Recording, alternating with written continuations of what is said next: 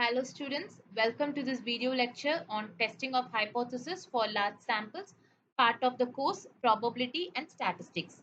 My name is Dr. Krishna Kumari and I'm an assistant professor in the Department of Mathematics at SRM Institute of Science and Technology, Katangulattur.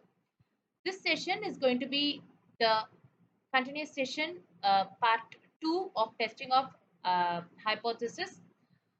Here we will be solving several problems involving large sample tests covering means. So let us begin. So in part 1 presentation, I have explained the fundamentals that are essential for understanding the testing of hypothesis, and I have also explained the procedure for testing of hypothesis in part 1 video lecture itself. Here I just want to repeat it so that it will be easy for you to understand the upcoming sums to be solved. So I'm explaining again the procedure for testing of hypothesis. So this is going to be the step-by-step procedure for testing a hypothesis. This 5-step process is what we follow for every single problem in this lecture. So step 1 is going to be setting up the null hypothesis H0, and step 2 is the alternative hypothesis H1, which decide whether it is a one-tailed or a two-tailed test. Step 3 is going to be choosing the level of significance alpha, typically 5% or 1%. If not specified, we default to 5%, which is 0.05. Step 4 is going to be computing the test statistic Z using the formula Z equals to T minus E of T divided by the standard error of T, all under the assumption that H0 is true. And step 5 is going to be comparing the calculated value of mod of Z with the critical value Z alpha. So if mod of Z is less than Z alpha, we accept H0, and if mod of Z is greater than Z alpha, we reject H0. So these 5 steps helps us to understand the testing of hypothesis procedure, and we apply them to every problem from here on. This is also again a recall of the critical value table. So before we solve problems, let us clearly define what constitutes a small sample and a large sample. A small sample is one where the size n is less than 30, and a large sample is one where n is greater than 30. So for a large sample test, the test statistic follows a standard normal distribution, and we use what is called the Z test. So now the critical values, the values of Z alpha used for comparison are named as critical values, and they are as follows. So for a two-tailed test at 5% significance, Z alpha is going to be plus or minus 1.96, and at 1% significance, Z alpha is going to be plus or minus 2.58. For a right tail test, that is one tail on the right, at 5%, Z alpha is going to be 1.645, and at 1%, Z alpha is going to be 2.33. And for a left tail test, that is one tail on the left, at 5%, Z alpha is going to be equal to 1.645, and at 1%, Z alpha is going to be minus 2.33. So this table is essential for drawing conclusions in every problem. Therefore, these values should be memorized. We now come to the third type of large sample test, testing for a single mean. So the first, we will be defining null hypothesis H0, which is mu equal to mu naught. So for some specified value, the test statistic is going to be Z equal to x bar minus mu divided by sigma by root of n, where x bar is the sample mean, mu is the population mean, sigma is the population standard deviation, and n is going to be the sample size. If sigma is not known, we use the sample standard deviation smallest instead. Therefore, the formula can be rewritten as Z equal to x bar minus mu into root of n divided by s. Additionally, we can construct confidence level for the population mu, that is at 95% x bar plus or minus 1.96 into sigma by root n, and at 99% x bar plus or minus 2.58 into sigma by root n. So these confidence intervals gives us a range within which the true population mean is expected to lie.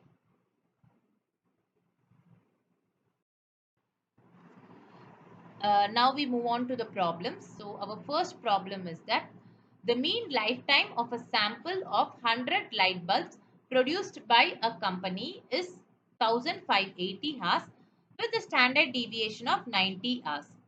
Test the hypothesis that the population mean mu is equal to 1600 hours against the alternative that mu is not equal to 1600 hours at alpha equal to 0.05. So for this, they have given the value n is going to be 100, which is greater than 30. Therefore, this is a large sample. And the sample mean x bar is 1580 and population mean mu is 1600. Sample standard deviation S is going to be 90. So according to the procedure of testing of hypothesis, our first step is defining null hypothesis H naught, which is mu equal to 1600, and the second step is defining the alternative hypothesis H1, that is mu not equal to 1600. So this is a two-tailed test because they have just asked us to find the difference and they haven't mentioned anything as less than or greater than. Therefore, the level of significance at 5% alpha is going to be, for a two-tailed test, Z alpha is going to be 1.96. So our fourth step is going to be finding the value of Z, that is the test statistic. So Z equal to x bar minus mu by S divided by root of n. So by applying all the values, we get mod of Z equal to 2.22. So our final step is concluding from the calculated value. So here the calculated value mod of Z is greater than the table value Z alpha. Therefore, we reject H naught. So the data suggests that the true mean lifetime of the bulbs is significantly different from 1600 hours. The company's claim does not hold at 5% level of significance. The next we are going to type 4 test, that is difference between two means. The fourth and the final type of large sample test here we cover is testing for the difference between the two population means. So the null hypothesis here is defined as H naught is going to be equal to mu1 equal to mu2. That is no significant difference between the two population means. And the test statistics is defined as Z equal to x bar 1 minus x bar 2 divided by square root of sigma 1 square by n1 plus sigma 2 square by n2. So the special case is that if sigma 1 is equal to sigma 2, then we just make it as sigma, equally known as standard deviation, and therefore we can rewrite the formula as Z equal to x1 bar minus x2 bar divided by sigma into root of 1 by n1 plus 1 by n2. If sigma 1 and sigma 2 are not known, we use the sample standard deviations S1 and S2 in place of sigma 1 and sigma 2. And next, obviously, the conclusion is going to be accepting H naught if mod of Z is less than Z alpha, and we reject H naught if mod of Z is greater than Z alpha. So now we can move on to the problems. The first problem is that uh, the mean yield of rice from a sample of 100 fields is 200 kg per acre, and from another sample of 150 fields is 220 kg per acre. So assuming the population standard deviation is 11 kg, test if there is any significance difference between the means of the two samples. So here for this, the solution is going to be n1 equal to 100 and n2 equal to 150, and here both are large samples because they are greater than 30. And x1 bar is going to be 200 and x2 bar is going to be 220. Sigma is equal to 11 and it is given same for the both. Therefore, our first step is going to be H naught, defining H naught, that is the null hypothesis. X1 bar is equal to H2 bar, that is there is no difference between the means. And the next step is defining the alternative hypothesis H1, that is x1 bar not equal to x2 bar. So this is a two-tailed test. And third step is writing the level of significance alpha is equal to 5%. So for a two-tailed test, Z alpha is going to be 1.96. So by applying the values in the test statistic, we get the value of Z to be minus 14.08. Therefore, the mod of Z is going to be 14.08. So from this, we can conclude that at 5%, uh, calculated value is greater than the table value. Therefore, we reject H naught. So there is a highly significant difference between the mean yields of two samples. The difference in rice production between the two groups of the fields is statistically significant. So this is going to be the conclusion of this problem. Next, we move on to the next problem. The mean height of 50 male students who showed Above average participation in college athletics was 68.2 inches with a standard deviation of 2.5 inches. Another group of 50 male students who showed no interest had a mean height of 67.5 inches with a standard deviation of 2.8 inches. Test the hypothesis that the students who participate in athletics are taller. So here they have mentioned the word as taller, just not as not equal to. Therefore, this is going to be a one-tailed test. So here N1 is going to be equal to 50 and N2 is also 50. So both are large samples. And X1 bar is equal to 68.2 and X2 bar is equal to 67.5. S1 is 2.5 and S2 is 2.8. Therefore, our step 1 is going to be defining the null hypothesis x1 bar is equal to x2 bar. And step 2 is going to be defining the alternative hypothesis h1, which is x1 bar greater than x2 bar. That is, we claim the athletics are taller. Therefore, this is a right-tailed one-tailed test. And step 3 is defining the level of significance alpha is equal to 5%. So at 5% level for one tail, Z alpha is going to be 1.645.